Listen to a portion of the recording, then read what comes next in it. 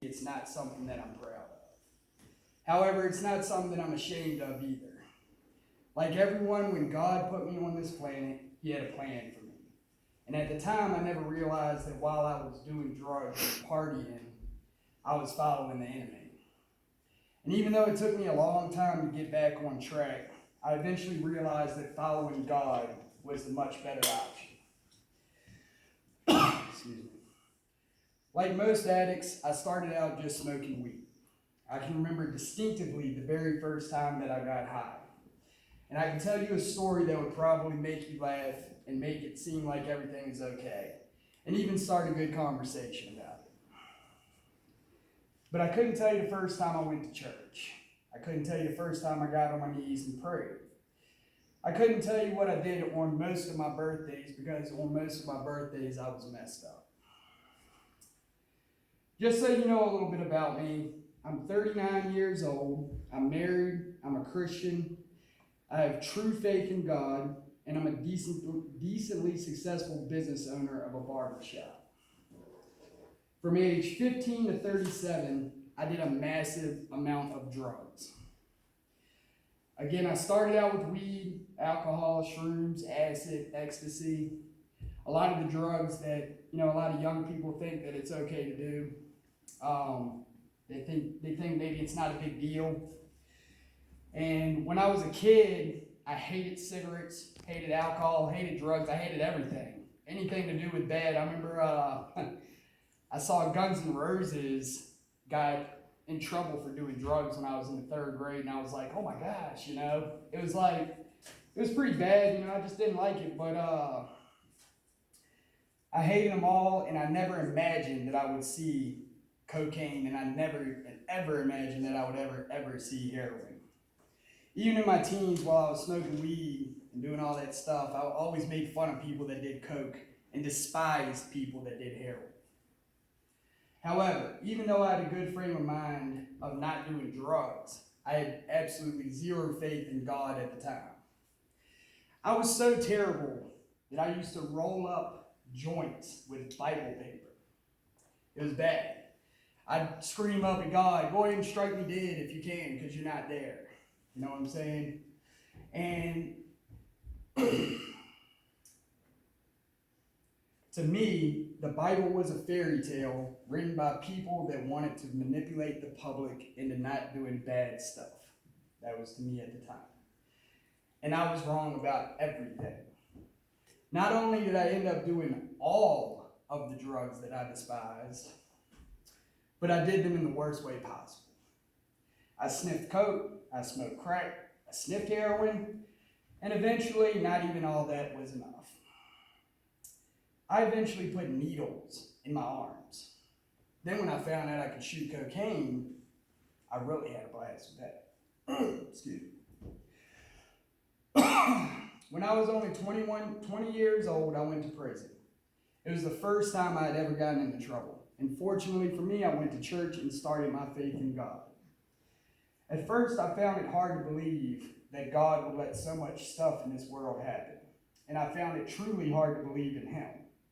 But eventually, I realized that God's plan is something only God understands. There are so many things that has happened in my life that only God could plan out so perfectly. If I told you, you probably wouldn't even believe me. Things that are so perfect and so complicated that the only explanation is God. But one of the main things that God has planned for me so perfectly is simply the fact that I'm standing right here, right now, alive. I should be dead. And you may hear people say that a lot, but when I say it, I truly mean it. Not only should I have been shot or murdered while roaming the streets in the scariest places imaginable, but just my actions alone should have killed me. There's absolutely no reason I should be standing here except for God. I've mixed drugs and done such a mass quantity of them that they could have killed an army, much less one person. I've done things and gotten into accidents that I probably shouldn't even be walking, much less standing. And I owe it all to God right now that I'm here. It might have taken me a while, but eventually I figured it out. And you know what? When I look back, I think about all the things that I could have changed. And don't get me wrong. If I could go back in time, I would definitely have changed some things. But to be honest, just looking back from then and seeing myself for what I've become now, I'm glad everything that happened the way that it did. Because I wouldn't be here helping anybody. You know what I'm saying? And who knows, I might not have even ever gotten faith in God at all. But I've had a crazy life. There are things in my life that I've forgotten about that would have scarred the average person. I've been held at gunpoint. I've been beaten up by a group of people. I've helped people beat up with a group of people. I've lost friends. I've lost a fiance. I've sold cocaine and been to prison for it. And those are just things that I can remember. But you know what? I could add them all up, multiply them by 1,000, and it wouldn't add up to what I'm most proud of. And this trumps everything so much that it can't even be compared to anything else. For years and years, I always prayed to God and asked Him for help. But during all that time, I just wouldn't listen to Him. All them years of doing drugs and doing things I did, I knew that what He wanted the whole time. I heard Him asking me. He threw people in my life just to tell me, and I just wouldn't listen. But I just couldn't do it either. And it wasn't just about quitting drugs. It was about actually following through with what He wanted. My whole life has been a struggle while doing drugs. And 2 years ago, I went to jail for the last time. I've done 5 months, 9 months, however many months, like it's nothing. Every time I got out, I stayed sober long enough to get off probation, and then I went right back into doing drugs.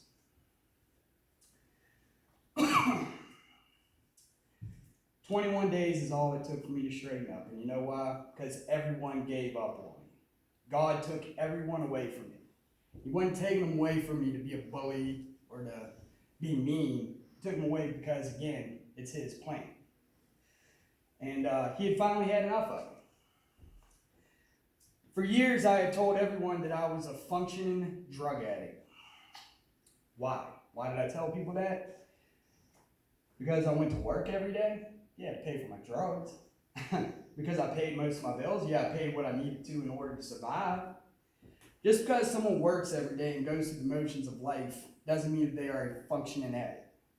I learned that once I quit, if I could accomplish everything I did in the last 2 years, imagine what I could have done in 37 years. We have one life here on earth, and what we do with that life is up to us. We have that choice, and the choices we make reflect our future. As you grow, you face choices in that life that can take you down many different paths, and what you choose has a consequence. There is no playbook for life, and a lot of the choices you make as you grow can lead to both good and bad things, but if you keep a strong relationship with Christ, that will give you strength in your soul, and it'll help you make them better choices. So if you're hanging out at a party and you see somebody getting messed up, you have the choice to go hang out with them. And in that choice, you can make that choice to do that, but the consequences are going to be what they are. And it might be small at the time, or it might lead into a big, giant catastrophe like it did for me. Who you surround yourself with reflects what you do and other people's perception of you. Birds of a feather flock together. You can hang out with somebody, not even know that they do drugs, and somebody else does, and then you get labeled as that kind of guy or girl. Trust me, for a long time, I didn't even care that I had that title.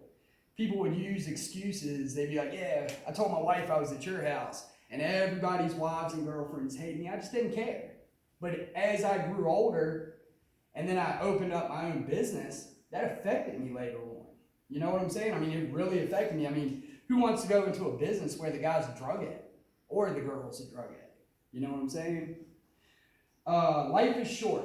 And before you know it, you'll be 37 years old feeling like you were 16 yesterday. And you might not always pick the right path, but if you surround yourself with the right people and keep a good frame of mind by following the Lord, the chances of you making a better decision greatly increases.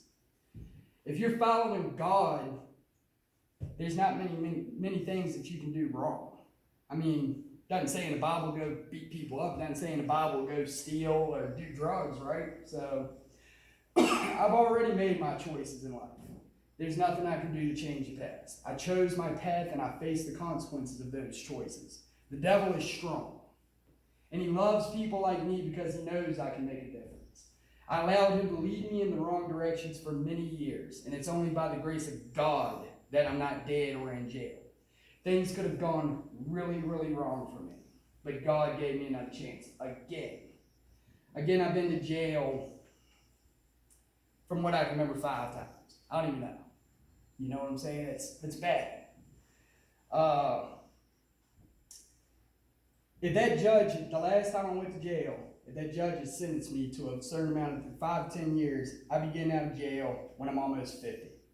I would have never met the love of my life. I wouldn't own a business. I wouldn't own anything. And I would have been in jail.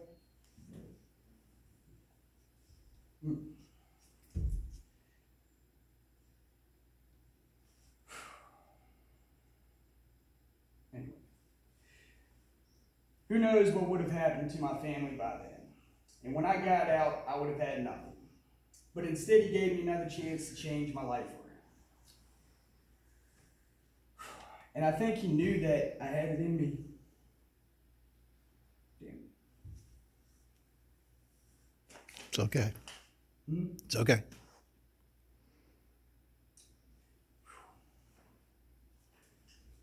I'm sorry.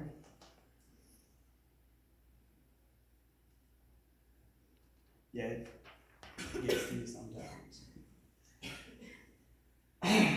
We are all God's children.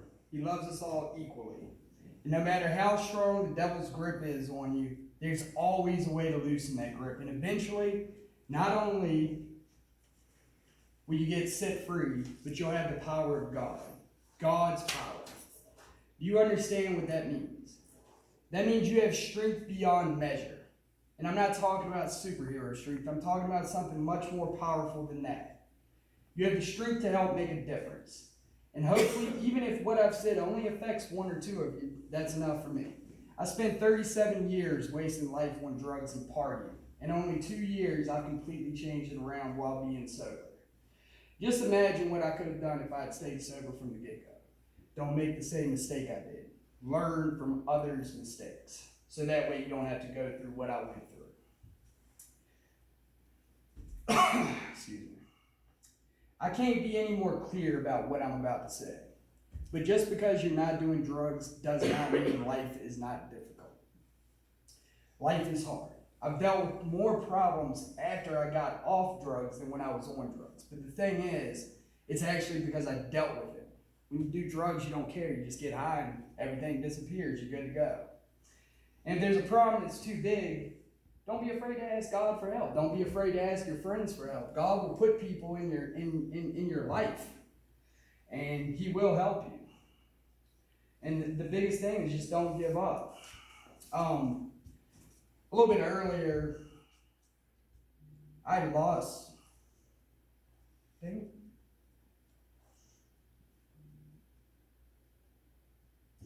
Yeah, I guess I can talk about that. But it could have been bad. I could have lost people while I was in jail. And instead, God did give me another chance to get out of jail and get my life straight. And the whole point of this is, you don't want to get yourself in that situation. Don't even get yourself started with weed. Don't do acid. Don't even smoke cigarettes or drink alcohol. Why? Because it's cool? Because your friends do it? I mean, for years, I thought that because my friends, got drunk and did whatever they want, I could do what I want. And literally, like that, I was 35 years old, thinking I could do the same crap that I could do back then. And you just can't. And if you do have problems, don't be afraid to ask God for help. Again, we're all God's children. He wants you to help us. I mean, He wants you to ask Him for help. And the problems that you come up with, this is something that somebody told me a while ago.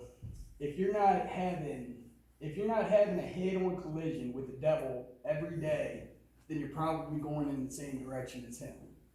Or you're in the car with him. And you have a choice to make.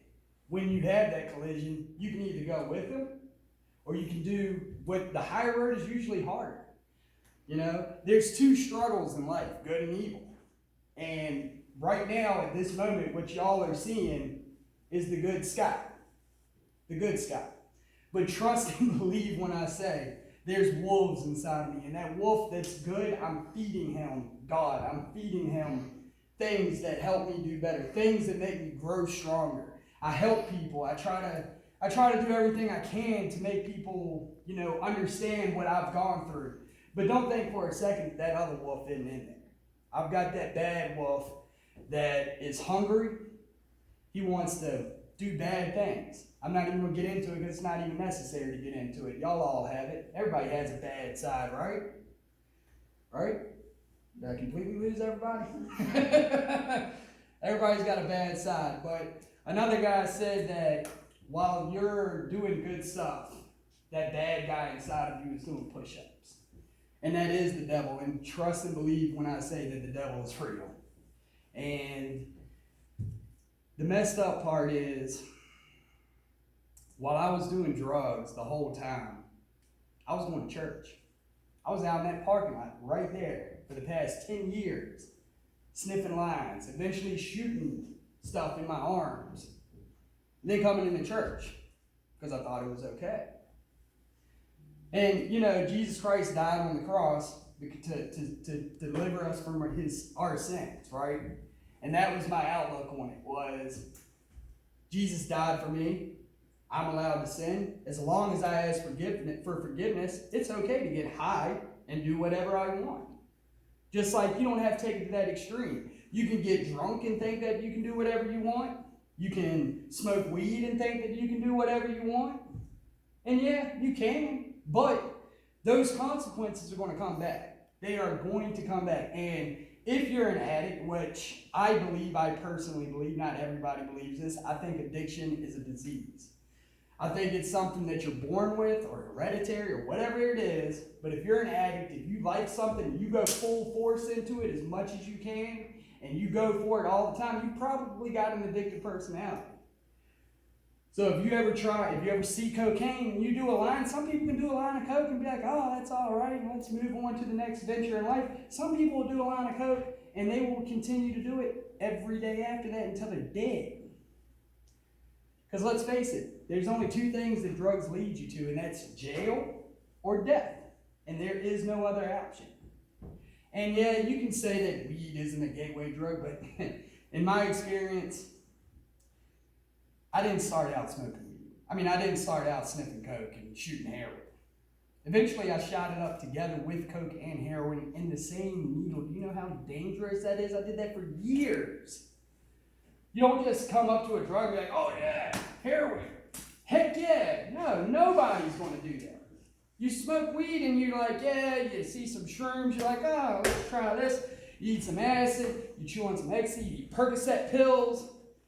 And that's how I got started, Percocet pills. My doctor prescribed me Percocet pills for years. I told him I wanted to get off of them. Tell me if I'm talking too much. You're good.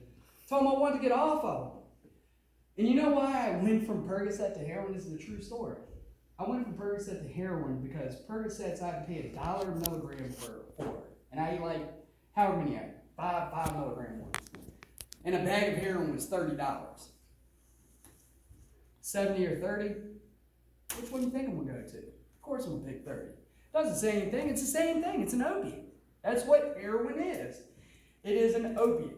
Percocet is an opiate. If you take a drug test and you pee in a cup for somebody and they're testing you for heroin, you have had a painkiller in your system, guess what? They're going to think you did heroin because it's an opiate. So if you gobble up pain pills and you think that's okay to go into your grandpa's whatever and eat some pain pills, guess what? You're doing heroin. That's what you're doing.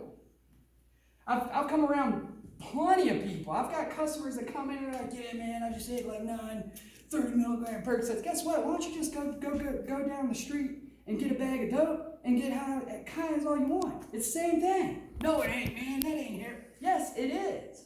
Trust me and believe that. I've done them both. I know for a fact. It is it made me feel the same exact way when I did heroin and when I did Percocets. But anyways, I hope that something that I say here, if y'all have any issues, if y'all ever even come across drugs, especially cocaine, and I want to make this a point and then I'll stop, but if you see someone doing cocaine and you have the urge to try it, before you do it, I urge you to do this. Sit back for about 10 minutes and watch that person do cocaine. And just look what he looks like. For 10 minutes. Any drug, I don't care what it is. If it's shrooms, sit back and watch the reaction that they look like when they're high on drugs. Even weed, sitting there. You know what I'm saying? Yeah, it's funny, but think about what you look like when you're sitting there eating Cheetos, watching SpongeBob going, it's crazy. You know what I'm saying? Like, if you really think about it. And then when you sniff coke, you do. And when you eat acid, it's just, look at these people before you do it. Just look at them. Take a minute to look at them. Look up on YouTube. Don't look up the funny videos. Because, I can tell you 1,000 stories. I can stand up here all night and tell you stuff that I did while I was trash. And I'd probably have y'all on the ground laughing. But look what it did to me. 2 years ago, I was living with my mom. 2 years ago, I was living with my mom. Now I've got a house. I've got a wife. I've got a car. I've got a business. That's just in 2 years' time. You know what I'm saying? I'm not big daddy or nothing, but, beats what I was doing. You know what I'm saying? So, I guess with that being said, if y'all have any questions, feel free to ask. Anybody have any questions on anything?